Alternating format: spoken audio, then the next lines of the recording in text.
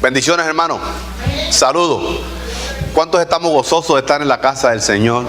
Casa de oración, casa del pan, para buscar de su presencia. Él mora en cada uno de nosotros, ¿verdad? Pero también se manifiesta en medio de su pueblo. Venimos para rendir culto a Él, al único Dios vivo y verdadero, único merecedor de toda honra, toda gloria, y el único que debe ser adorado. Así, y también a tener comunión con cada uno de nuestros hermanos, la Iglesia de Cristo.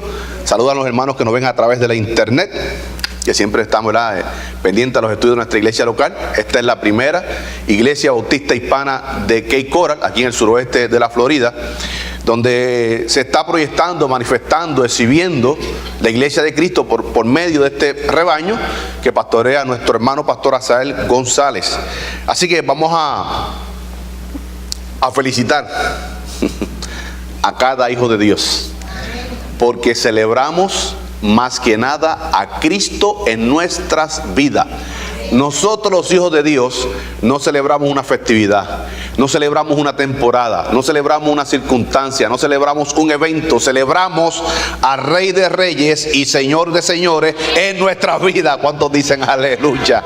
Así que para nosotros la Navidad es cada día de nuestra vida, porque cada mañana decimos gracias, Señor, gracias por nuestra salvación, pero tenemos que decir gracias por tú salir de tu eternidad y venir al tiempo del hombre y encarnarte para esta salvación tan grande que tú nos has regalado, este regalo inmerecido de la vida eterna.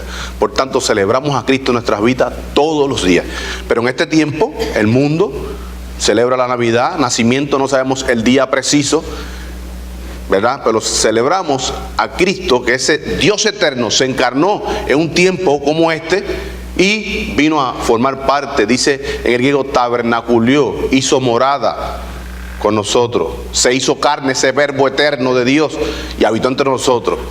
Y dice el apóstol Juan, y vimos su gloria, gloria como del unigénito del Padre, lleno de gracia y de verdad. Y a ese que celebramos en nuestras vidas, no solamente hoy, no solamente este tiempo, sino todo. Inclusive yo compartí con un hermano ayer, aún en el estado eterno estaremos glorificándole y dándole gracias a ese Cristo amado. Así, pero vamos a transcurrir en el estudio de Zacarías, que corresponde al día de hoy. Estamos transcurriendo este estudio de Zacarías, capítulo 12, hoy vamos a ir más pausado, hermano Julio, vamos a seguir los consejos de nuestro hermano Julio, vamos a ir un poquito más pausado, vamos a estar discutiendo un versículo que vamos a estar dando un repaso y dar oportunidad. Recordemos que la semana pasada la clase fue un poco más corta, para que ustedes traigan los comentarios, preguntas, dudas, y ir pausado en este estudio de Zacarías. Así que a los hermanos que nos visitan, amigos que nos visitan, bienvenidos a esta primera iglesia bautista hispana y a esta escuela dominical, ¿verdad?, donde el único enfoque nuestro es estudiar la bendita, soberana y eterna palabra de Dios. Así que glorificamos a Dios, como dice nuestro hermano director. Comenzamos el culto con el estudio de la palabra de Dios, porque estamos rindiendo culto, estamos aprendiendo, adquiriendo conocimiento de Dios para saber cómo dirigirnos en esta vida, en esta santificación progresiva, y cómo Él demanda ser servido y adorado. Por eso estudiamos la palabra de Dios. Y aquí vamos a hacer un breve repaso, el versículo número 9, que estuvimos, más bien la semana pasada estudiamos 9 y 10, al menos el 10 lo tocamos bastante rápido y vamos a entrar en algunas precisiones un poquito más detallada, y a forma de repaso vamos a repasar este 9 y el 10 y discutir algunos detalles de ese versículo número 10 y entrar en el 11, porque ese 11 da la apertura al final del capítulo, esa última clase, 12, 13 y 14, donde este espíritu que es derramado, espíritu de súplica, espíritu de oración, que es el mismo Espíritu Santo de Dios, que va a asistir a ese remanente fiel para que se arrepienta, dando a entender Jehová Dios a través del profeta Zacarías que la salvación es por gracia, obra total de Dios. Cuando digo Dios, Dios Padre, Dios Hijo y Dios Espíritu Santo. Dice ahí Zacarías 12:9, y en aquel día yo procuraré destruir a todas las naciones que vinieren contra Jerusalén. Y este versículo usamos como una versión que nos da un poquito de claridad, la Biblia textual. En aquel día me dispondré, discutimos que ese que se va a disponer es Dios mismo, es Dios mismo, a destruir todas las naciones que vengan contra Jerusalén. Y en un contexto un poquito más amplio, estamos viendo aquí que el que va a luchar, el que va a guerrear es Dios.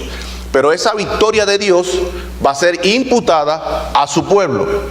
Vamos a estar quizá al final del capítulo discutiendo algo de Apocalipsis, a fin de este capítulo 12, donde cuando Él venga en su segunda venida, dice que vendrá con sus huestes celestiales, pero vendrán como para que sean testigos. Ninguno moverá un dedo. Él ejecutará todos estos juicios, porque Él ya viene como juez, como juez. También discutimos la Biblia de las Américas, aquí en azul, dice, y sucederá aquel día, día de Jehová, día del Señor, pero específicamente en ese evento de su segunda venida, cuando Él hace trato personal, hace presencia personal. Recordemos que ese Jesús, ese Yeshua, es Dios encarnado, Dios hombre, y mantendrá esa condición por toda la eternidad. Hermanos, una de las más bien esa es nuestra bendita esperanza, ver a Jesús, a ese Dios hombre cara a cara, y tendremos esa bendición tan grande. Yo discutía con mi hermano Eladio sobre estos tres hermanos nuestros, Juan, Jacobo y Pedro, que subieron al monte y vieron la transfiguración del Señor. Él dice en su primera carta, en ese primer capítulo, dice, nosotros tuvimos esa experiencia. O sea, fue una experiencia privada de nosotros tres. Oímos la voz de Dios, este es mi hijo amado, en quien tengo complacencia. Vimos un destello, lo que humanamente pudimos asimilar fue manifiesto a nosotros. Pero dice, pero también ustedes y nosotros, por implicación, por extensión, a todos los hijos de Dios en esta dispensación de la iglesia, la palabra profética más segura. Pedro está diciendo, aunque fue una experiencia de nosotros tres, ustedes, mis hermanos, tienen algo más seguro que eso, que es la palabra de Dios. La promesa de que nosotros también le veremos su gloria, y podremos, como dice el apóstol Juan, palparlo, no solamente verlo, escucharlo, hablar con Él, sino palparlo. Hermanos, eso es nuestra bendita esperanza. Esa es nuestra bendita esperanza. También discutimos Biblia de Jerusalén. Dice que aquel día me dispondré a destruir a todas las naciones, dice esta versión, que ataquen, ¿verdad? Ataquen, porque la versión Reina Valera dice los que vengan contra, pero podemos entender que ese contra es con el propósito de atacar. Ese vengan, ese vinieren, es con ese único propósito de atacar al campamento santo, al pueblo de Dios. Discutimos la semana pasada que en este contexto se están metiendo con el pueblo de Dios, porque hay un remanente en ese tiempo que le espera, un remanente fiel, y aquella persona que se meta con un hijo de Dios se está metiendo con el mismo Dios, se está metiendo con la propiedad de Dios. En esta dispensación de la iglesia, aquel que venga contra nosotros viene contra el mismo Dios, y tenemos que orar por esos enemigos nuestros, enemigos de Dios, que Dios tenga misericordia y que se arrepienten y que alcancen salvación, porque el juicio que viene es tremendo. Así que en este sentido, ese venir, ese vengan, es con el único propósito de hacer daño al pueblo de Dios, sobre todo a ese remanente fiel que le espera, ¿verdad? Dios tiene compromiso, escucha hermano, lo vuelvo a repetir, Dios tiene compromiso con sus hijos, con los salvos.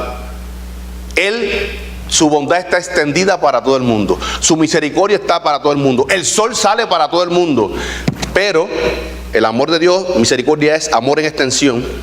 Pero hay un remanente en toda dispensación, fieles a Dios, por el poder del Santo Espíritu de Dios, por su amor y su misericordia, que escuche, aunque Él ama a toda su creación, nosotros sus hijos somos los bien amados de Dios. ¿Sí, hermana Loida? A mí me fascina el versículo de Romanos donde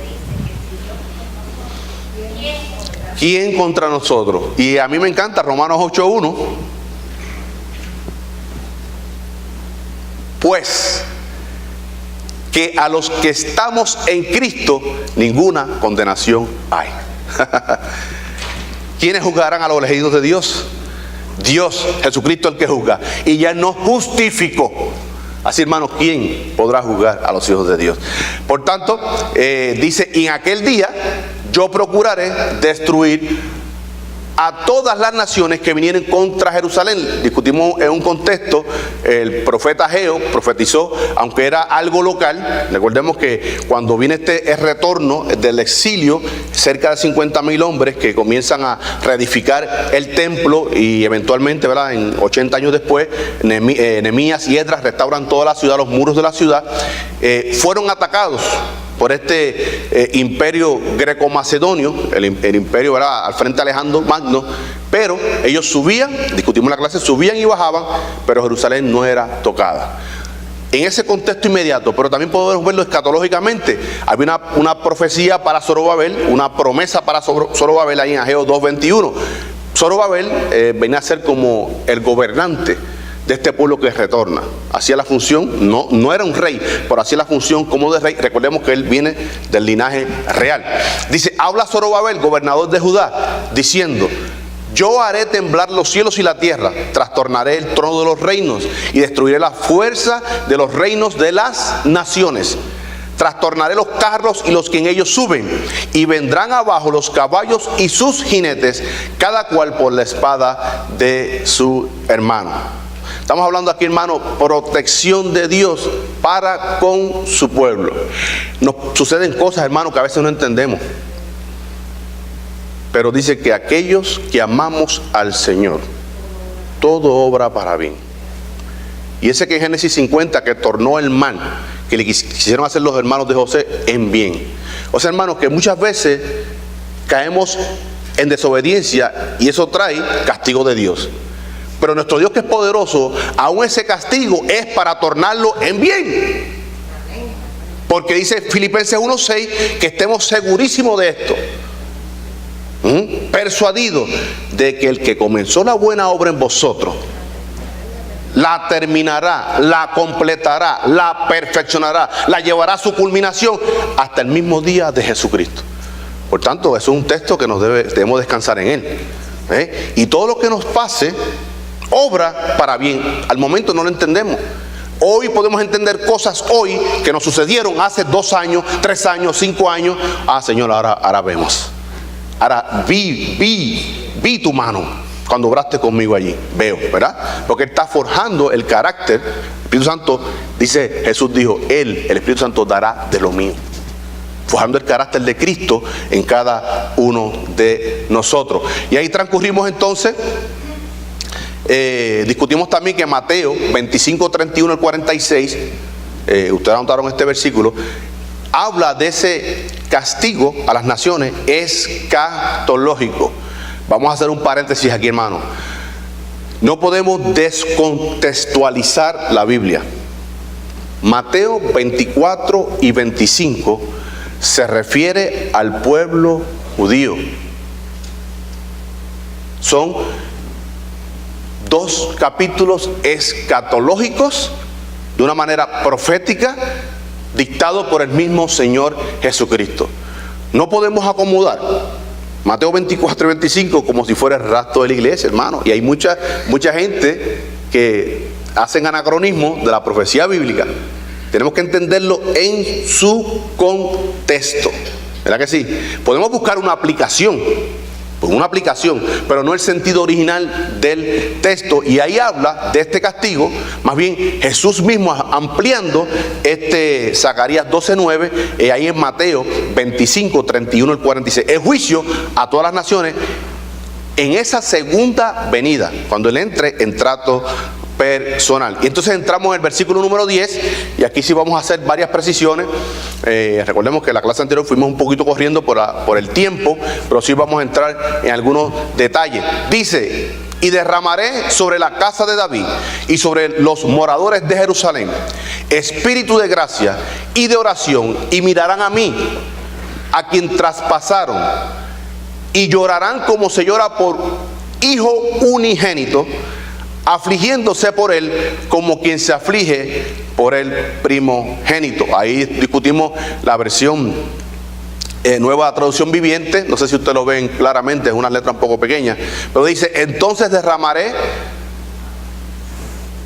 un espíritu, discutimos que no es un espíritu, es el Espíritu de Dios, de gracia y oración sobre la familia de David, sobre ese linaje real, pero no queda ahí. Y sobre los habitantes de Jerusalén, me mirarán a mí, a quien traspasaron, y harán duelo por él como por un hijo único. Se lamentarán amargamente como quien llora la muerte de un primer hijo varón. Ahí nos da un poquito más de sentido, ¿verdad? Hijo unigénito, aquellas personas que tienen un solo hijo. Pero también, aunque usted tenga varios hijos en el contexto judío, ese hijo mayor era el que iba a heredar, ¿verdad? Era el primero en la herencia y le tocaba la doble porción. Doble porción. Recordemos, esto viene de la cultura etea, del primer hijo, doble porción. Por eso en ese contexto Jehová Dios le habla a Abraham de esta doble porción. Era una cultura etea, de los hetitas, la doble porción del hijo mayor. Y costumbre que los hebreos, en ese contexto, esa nación naciente adopta, y se puede entender en ese contexto hebreo lo que es la doble porción de ese hijo primogénito, o el primer hijo. Discutimos que ese artículo 1 era el único detalle que nos daba un poquito, ¿verdad? Porque no es un espíritu, es el espíritu de gracia. También discutimos la Biblia de las Américas, vamos a avanzar un poquito de esto, y la Biblia textual. Ahora, dice en esa Biblia textual, dice, y mirarán a mí. Algo muy interesante, hermano, que en este versículo, número 10, ¿quién le está dando la profecía a Zacarías? Es Jehová Dios. Jehová Dios. Pero dice, mirarán a mí, primera persona, a quien traspasaron.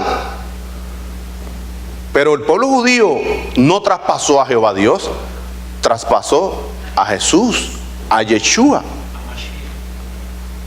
Yeshua, Hamashiach, Adonai.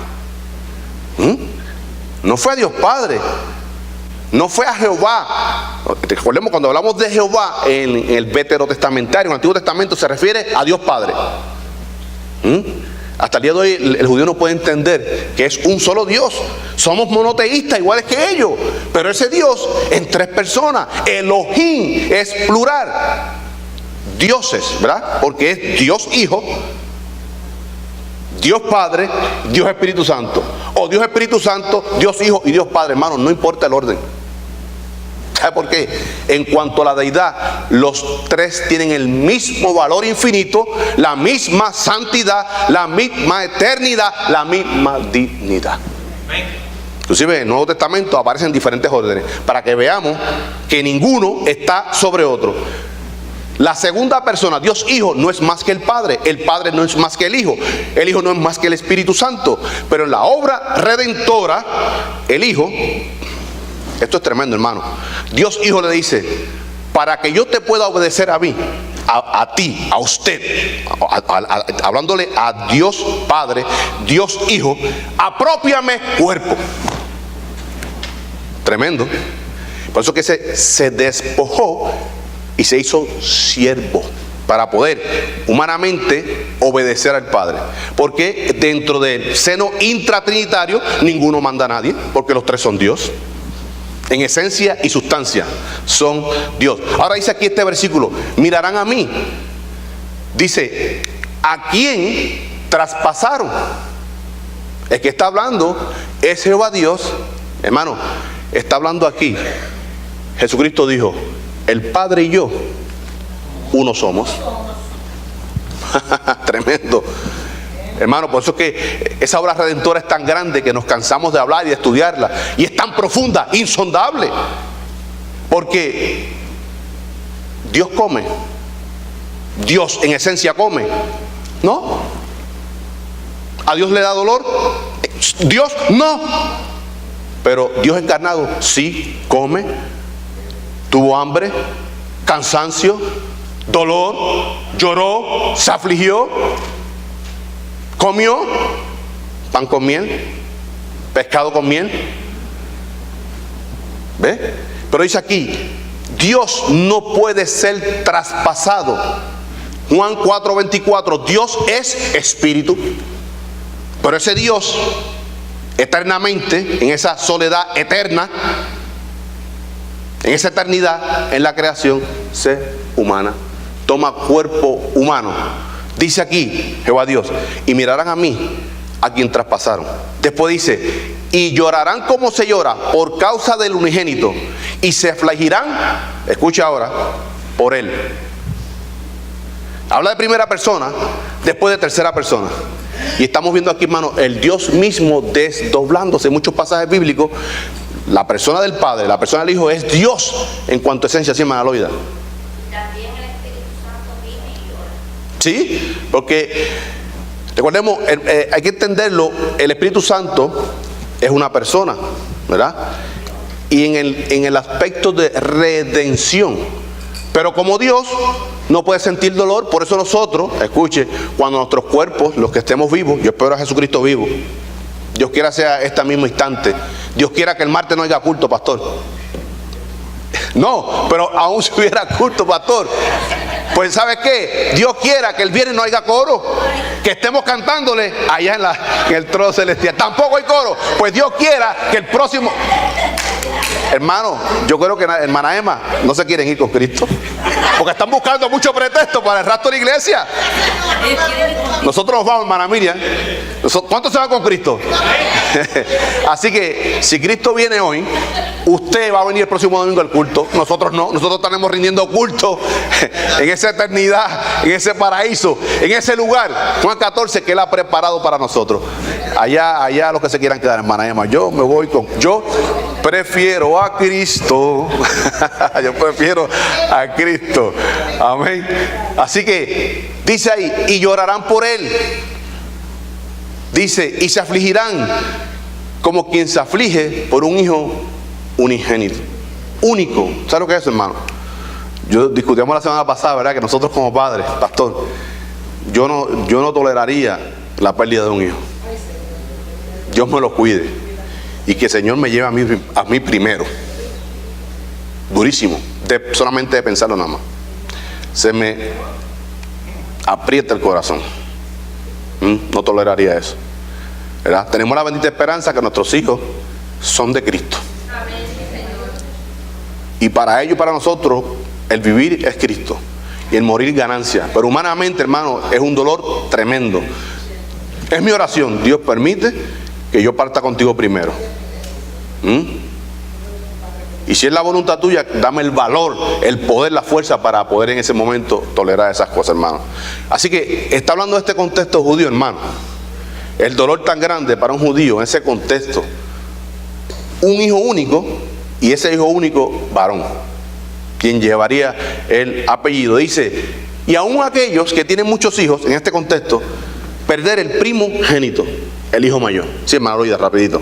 Juan 3:16, porque de tal manera amó Dios al mundo que dio a su único hijo para que todo aquel que crea en Jesucristo tenga vida eterna. Pues ahí podemos entender el amor de Dios. Y eso es la misericordia, que no es otra cosa que amor en extensión. Amor en extensión de Dios. Ahora, vamos a estar discutiendo varios detalles muy importantes aquí. Dice, y derramaré. Dice, y derramaré sobre la casa de David y sobre los moradores de Jerusalén espíritu de gracia y de oración. Recordemos que hay una promesa del Antiguo Testamento para el pueblo judío. Yo no quise entrar en muchos detalles la semana pasada, pero hoy sí vamos a entrar en muchos detalles en ese versículo. Escuche, Joel, capítulo 2, 28 al 32, no se cumplió en Pentecostés. Por varios detalles que vamos a estar discutiendo aquí. Muchos hermanos nuestros, escuche mi expresión, hermanos que nos ven a través de internet, muchos hermanos nuestros carismáticos, son hermanos nuestros, me refiero, y hablo abiertamente, metodistas, pentecostales.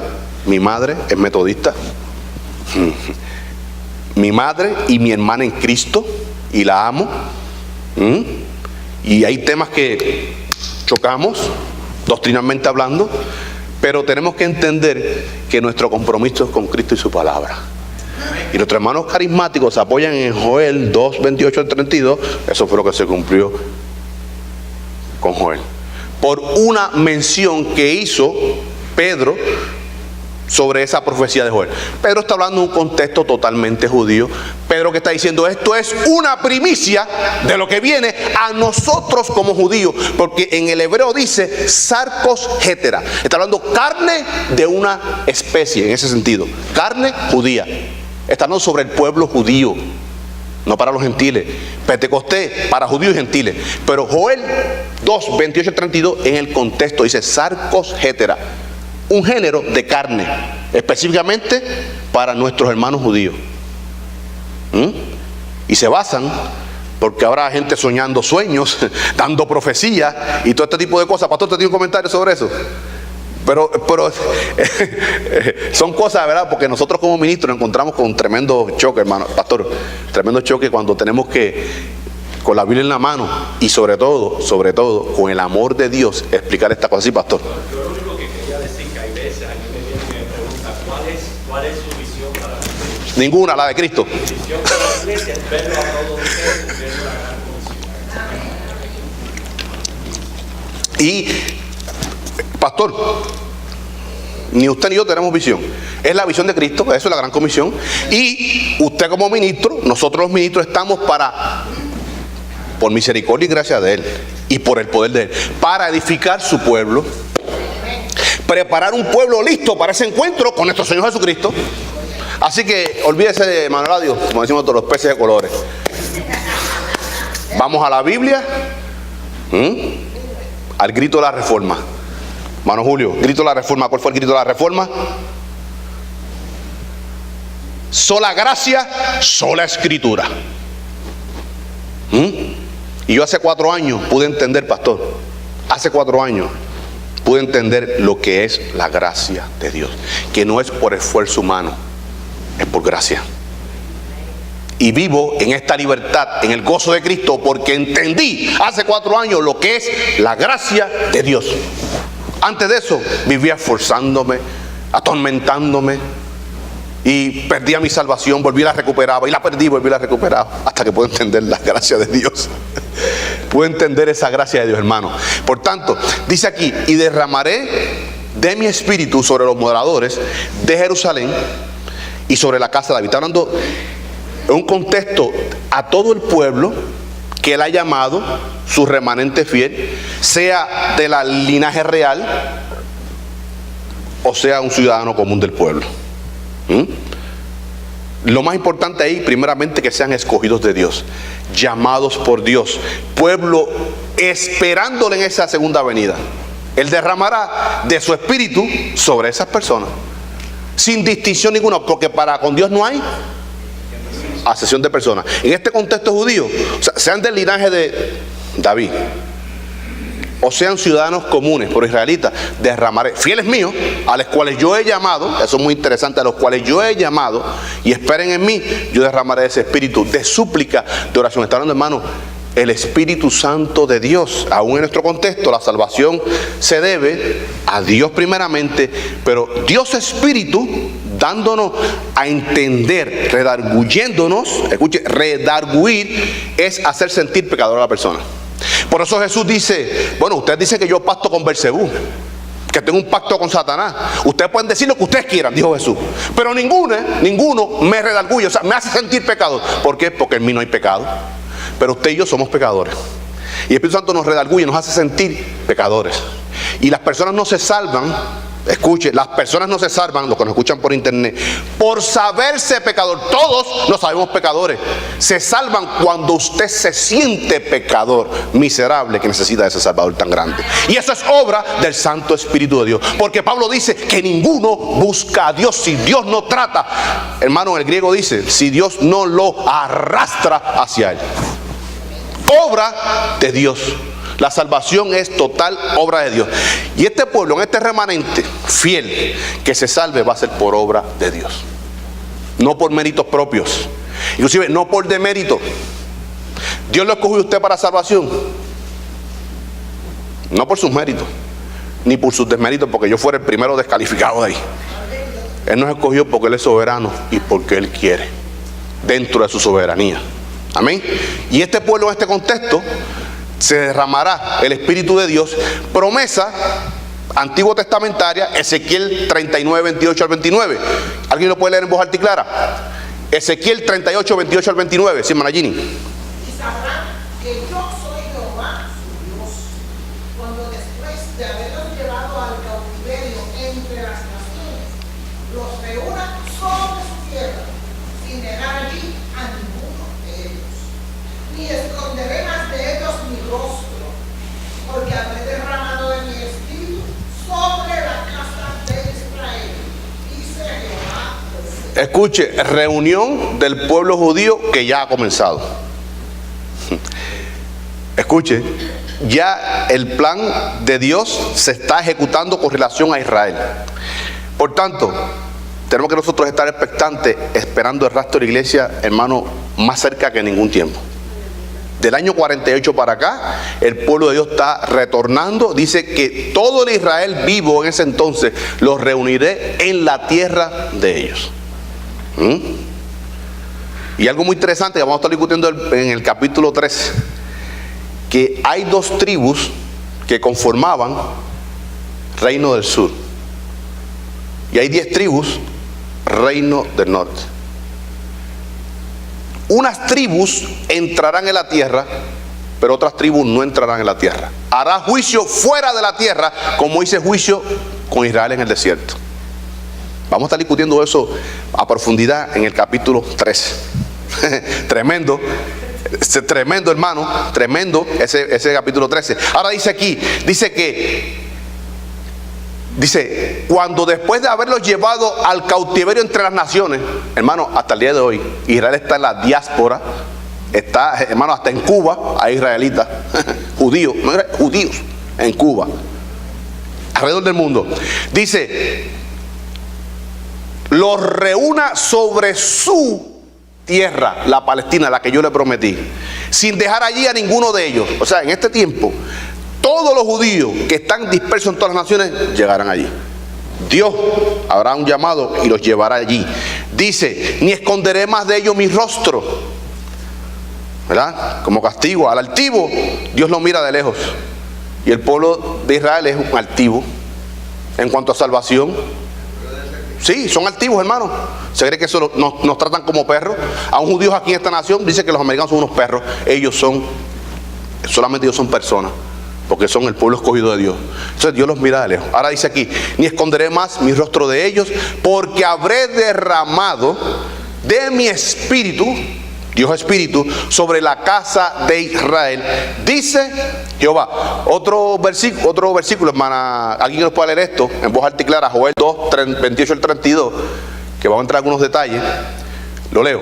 Dice, y después de esto derramaré mi espíritu sobre toda carne. Pero en el hebreo dice sarcos hetera. Está hablando sobre la carne judía, no gentiles, sobre la carne judía. Y profetizarán vuestros hijos y vuestras hijas, vuestros ancianos soñarán sueños, y vuestros jóvenes verán visiones. Y también sobre los siervos y sobre las siervas derramaré mi espíritu en aquellos días. Y daré prodigios en el cielo y en la tierra, sangre y fuego y columna de humo. Escuche, de ahora en adelante, 31 y 32. El sol se convertirá en tinieblas y la luna en sangre. Pentecostés no se convirtió la luna en sangre. Escuche, antes que venga el día grande y espantoso de Jehová. No está hablando de Pentecostés. Está hablando de un día escatológico, el día de Jehová. Y nuestros hermanos carismáticos enfocan estas cosas, manifestaciones, y se amparan como que era una promesa antiguo testamentaria o veterotestamentaria para dar énfasis a todas estas cosas. Ahora dice el 32, y todo aquel que invocare el nombre de Jehová será salvo, porque en el monte de Sión y en Jerusalén habrá salvación, como ha dicho Jehová, y entre el remanente el cual él habrá llamado. Hermano, Pentecostés fue uno. que inauguró la iglesia de Cristo. Un evento único, no hay repetición. De Pentecostés para acá, cada persona, escuchen los hermanos que nos ven a través del internet, cada persona que viene a Cristo, asistido por el Santo Espíritu de Dios, es bautizado en el momento de la conversión con el Espíritu Santo de Dios y lo incorpora al cuerpo, a la iglesia de Cristo. El bautismo en el Santo Espíritu de Dios no es una segunda experiencia. Usted tiene una experiencia que es la plenitud en el Espíritu. Que cuando usted lee el contexto bíblico, mucha gente lo recibieron muy rápido, otros eventualmente. Quizás aquí hay personas que están en la plenitud del Espíritu, hay algunos que no nos hemos alcanzado esa plenitud del Espíritu. Es algo progresivo, pero el sello del Espíritu Santo, el bautismo, es en el momento de la conversión, que lo incorpora a usted en el cuerpo de Cristo como parte de su única iglesia, la que él dijo: yo edificaré mi iglesia. Y sobre todo, ese Espíritu Santo, o más bien, el Espíritu Santo le dará poder a usted, número 1, para testificar a Cristo. Número 2, para vivir una vida en santidad. No para hacer cosas raras. Recordemos, Dios es, Espíritu Santo es Dios. Y Dios es un Dios de orden. Y hermano, voy a ser abierto con estos comentarios. Muchos hermanos nuestros carismáticos contienden con los testigos de Jehová, porque los testigos de Jehová dicen que el Espíritu Santo es una fuerza activa, pero ellos lo catalogan como tal, porque viene el Espíritu, le da fuerza y brincan bancos y se contradicen. Perdonen, el Espíritu Santo es Dios y merece toda reverencia como Dios Padre y como a Dios Hijo. Él dará de lo mío, dará poder para vivir en santidad, para que me seáis testigo. Por tanto, está hablando aquí de un contexto escatológico. Hermano, está hablando aquí de una conversión, escuche, de una conversión de este pueblo de Israel como nunca experimentada en la historia humana. Pentecostés, con la predicación del apóstol Pedro, Hechos 5, se convirtieron 3.000, 5.000. Pero aquí está hablando algo descomunal. Joel 2, 28, 32 está hablando de algo no experimentado.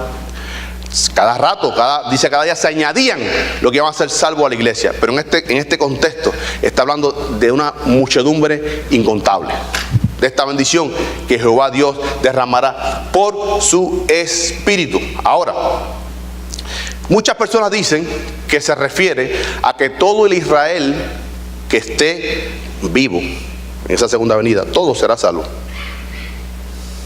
¿No? En el periodo de la tribulación, muchos pactarán con el anticristo, sobre todo el pueblo judío. Y no se retractarán, no se arrepentirán, seguirán ahí. Por tanto, ¿cómo van a ser salvos? Está hablando de todo el Israel fiel, el remanente fiel. Y ese versículo lo estuvimos discutiendo. Dice Romanos 11, 25, 27: porque no quiero, hermanos, que ignoréis este misterio, para que no seáis arrogantes en cuanto a vosotros mismos. Está hablando a los gentiles, una iglesia gentil en Roma. Que ha acontecido a Israel endurecimiento en parte, hasta que haya entrado la plenitud de los gentiles, número determinado que Dios tiene. Y luego todo Israel será salvo, como está escrito: vendrá de Sión, o vendrá a Sión, el libertador, Jesucristo, que apartará de Jacob la impiedad. Obra, o sea, dará un espíritu de arrepentimiento, porque, hermano, en sí nadie busca a Dios. Usted no se convirtió porque usted usted se convirtió porque el Espíritu Santo lo asistió, lo convenció. Por tanto, es obra de Dios. Y cuando usted viene a los pies de Cristo, los méritos de Cristo son aplicados. Ese Espíritu Santo aplica los méritos de Cristo a su persona. Por tanto, es obra de Dios. Es obra de Dios. Y Él va a seguir tratando con usted, trabajando con usted hasta el mismo día de Jesucristo. Dice ahí: vendrá de Sión el libertador, que apartará, quitará esa impiedad del pueblo de Jacob, o sea, de todo Israel. Y este será mi pacto con ellos. Promesa, pacto mío hacia el pueblo escogido. Dice: cuando yo quite sus pecados. Por tanto, es obra del Señor. Ahora, algo muy interesante que habla Juan 16:8, promesa del mismo Jesús, dice: y cuando Él venga, el Espíritu Santo, cuando yo os envíe, convencerá al mundo de pecado, de justicia y de juicio. Es obra del Espíritu Santo de Dios. Hebreos 10:29. ¿Cuánto mayor castigo pensáis que merecerá el que pisoteara al Hijo de Dios y tuviera por inmunda la sangre del pacto en la cual fue santificada, e hiciere afrenta al Espíritu de gracia? O sea, al Espíritu Santo de Dios, a Dios mismo. También discutimos esa frase de Mateo 23, 37, 39, que es lo que va a invocar el pueblo de Dios que lo espere remanente. Dice: bendito el que viene en el nombre del Señor. O sea, está hablando aquí de un arrepentimiento de ese pueblo. Por eso dice: mirarán a mí, a quien traspasaron, a quien primeramente rechazaron y crucificaron en la cruz del Calvario. Juan 10, 27, 30 está hablando ahí, esa última frase, dice: yo y el Padre uno somos. Por eso que dice: y mirarán a mí, dice Jehová, a quien traspasaron, y se afligirán por Él, por Jesucristo, dando a entender que el Padre y el Hijo son uno en cuanto a esencia de Dios. Hechos 3:15, dice el apóstol Pedro: ustedes matasteis al autor de la vida, a quien Dios ha resucitado de los muertos, de lo cual nosotros los apóstoles somos testigos, testigo ocular. Y última frase, dice aquí: afligiéndose por Él como quien se aflige por el Hijo primogénito. Unigénito, único y primogénito. Hablando aquí, hermanos, de un dolor tan grande de arrepentimiento cuando ellos vean a Jesús personalmente. Entonces entramos al versículo número 11. Dice: en aquel día habrá gran llanto en Jerusalén. Está añadiendo más eventos, como el llanto de Hadad Rimón en el valle de Megiddo. Y vamos a entrar un poquito a qué se refiere esto, porque ese llanto tan grande, escuche y anote esto, hasta el día de hoy el pueblo ortodoxo judío recuerda este evento. Hermano, han pasado muchos años. 400 años antes de Cristo para acá 2014, estamos hablando un largo periodo de tiempo, y hasta el día de hoy ese pueblo judío llora ese evento. Y vamos a estar viendo que el profeta Jeremías escribe algo sobre esto en su libro de Lamentaciones. Vamos a estar usando aquí Biblia de las Américas. Dice: aquel día habrá gran lamentación en Jerusalén, como la lamentación de Hadad Rimón en la llanura de Megiddo. Biblia textual: aquel día habrá gran llanto. ¿Qué día? Segunda venida. En Jerusalén, como el llanto, comparándolo, como el llanto de Hadad Rimón en el valle de Megiddo. Dice: aquel día, en aquel día. Ahora, Biblia, Nueva Traducción Viviente, dice: el dolor, aunque no menciona aquel día, está de una manera implícita. El dolor y el luto en Jerusalén será tan grandes como el duelo, el luto, el dolor por Hadad Rimón en el valle del Megiddo. Ahora, vamos a estar viendo. Dice: en aquel día, la segunda venida, ¿a qué duelo, a qué llanto se está refiriendo aquí? No quiero entrar en estos detalles, hermano, pero Hadad Rimón son dioses falsos. No quiero entrar en esos detalles porque eso no es lo importante. Está hablando que este Hadad Rimón eran dioses, inclusive uno representaba a Baal, dios del trueno, dios de la lluvia. No quiero entrar en esos detalles, que se adoraba en este valle de Megiddo. La referencia que el pueblo de Israel tenía era sobre el valle de Megiddo, sobre todo el valle de Hadad Rimón, donde, en un contexto, dicen, donde en el valle donde se hacía culto a Hadad, una deidad, y Rimón, otra deidad. Pero a nosotros no nos interesa ese detalle. El duelo que está hablando aquí en el monte, la llanura del Meguido, está hablando la muerte del rey Josías, 15º rey de la dinastía de Israel, después de que el reino es dividido. En otras palabras, Josías es el rey número 15 desde la división de los reinos. El número 18 en general. Recordemos, primer rey, Saúl, David, Salomón. Se divide el reino y de ahí en adelante este Josías es el número 15.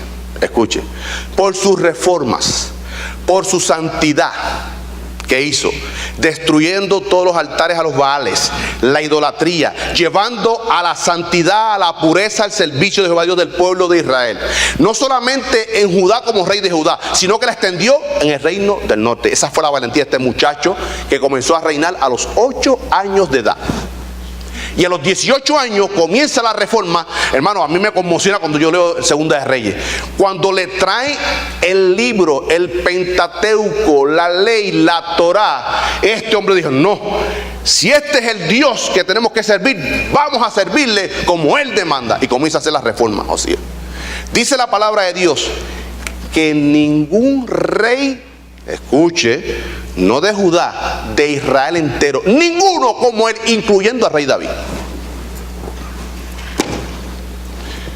Era la esperanza.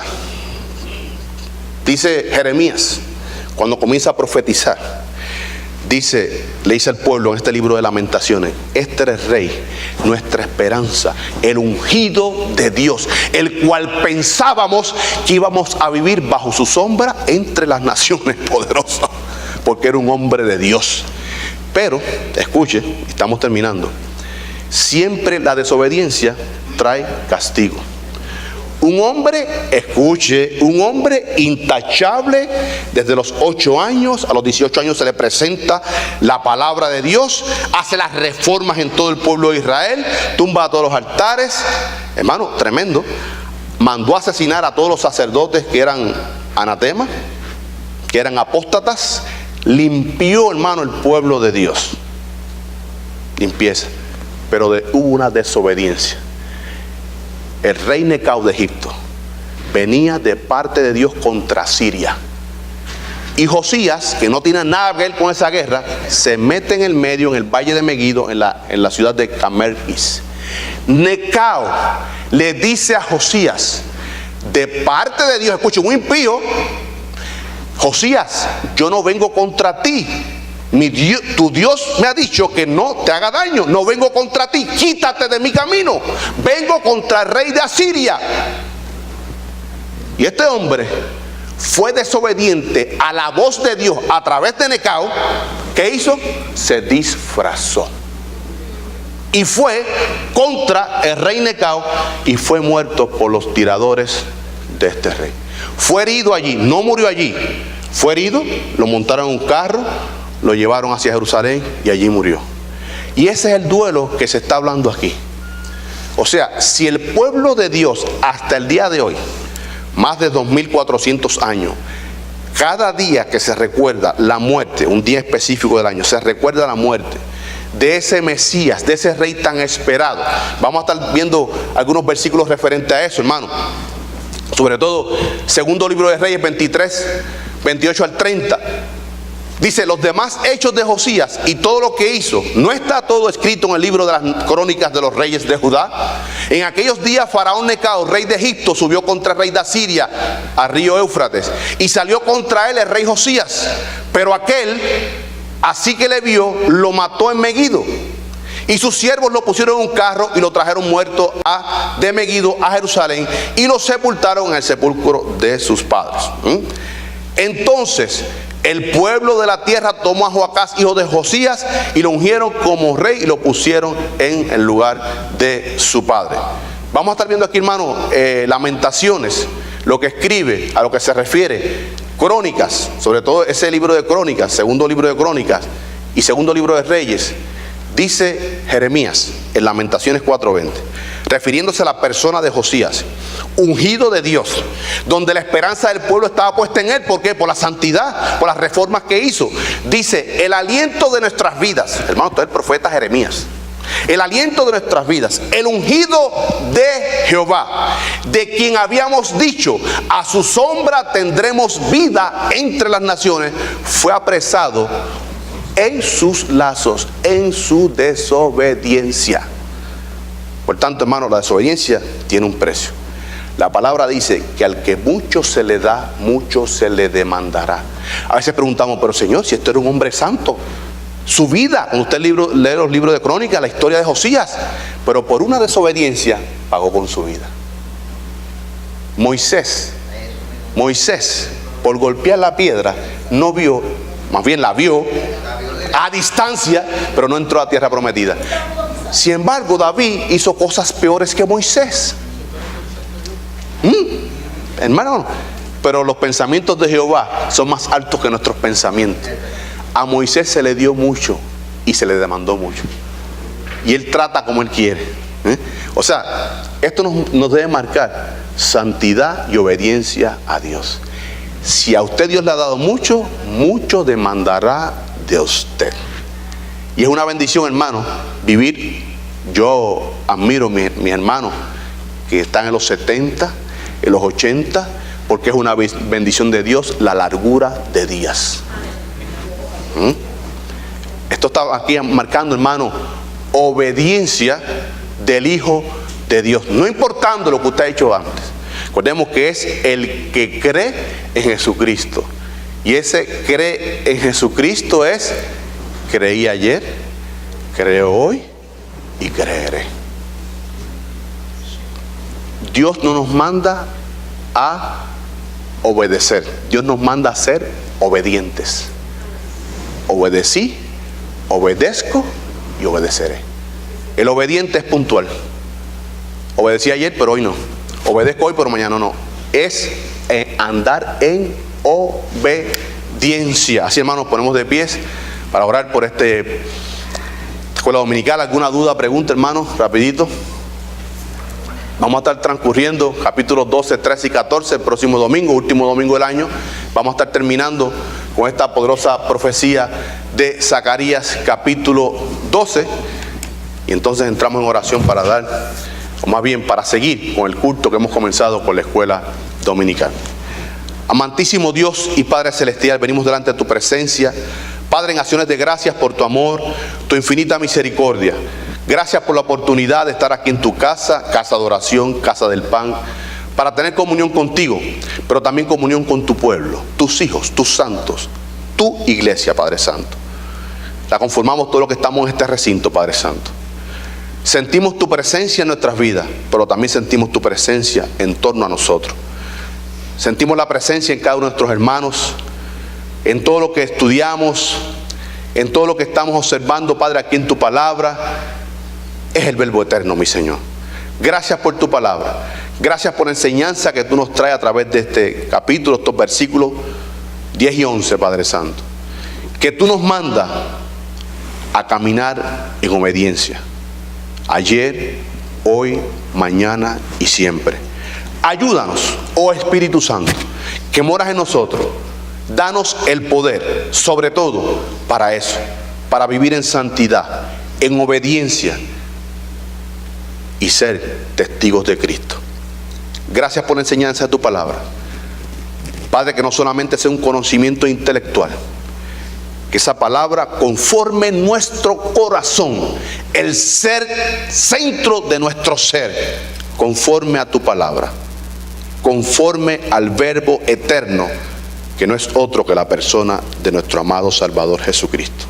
Ayúdanos a aplicar esta palabra, que sea práctica en nuestras vidas y a compartirla con el mundo, aquellos que no te conocen. Gracias, Padre, por el mensaje que tú traes, por el orador, Padre Santo, que sea un mensaje que atraviese nuestra alma, que nos dé humildad de asimilar lo que tú nos hablas a través de tu palabra, mi Señor. Y ayúdanos a hacer los cambios correspondientes para caminar como tales, como hijos de Dios.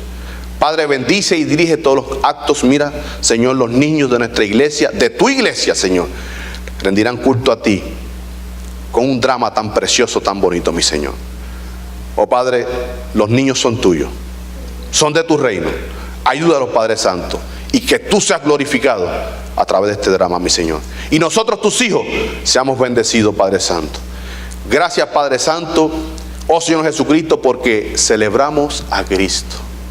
No celebramos una festividad, no celebramos una actividad, no celebramos una temporada, no celebramos, Padre, otra cosa en nuestras vidas que no sea a ti, oh Señor Jesucristo. Gracias, porque todos los días te celebramos, oh Cristo, Padre amado. Gracias por este tiempo que hemos pasado estudiando tu palabra y que tú derramarás tus bendiciones sobre nosotros. Gracias, Señor. Gracias, Señor. Gracias, Adonai. En el nombre de tu Hijo eterno y amado, el cual es nombre sobre todo nombre, Jesucristo, nuestro Señor. Amén y amén. Gracias.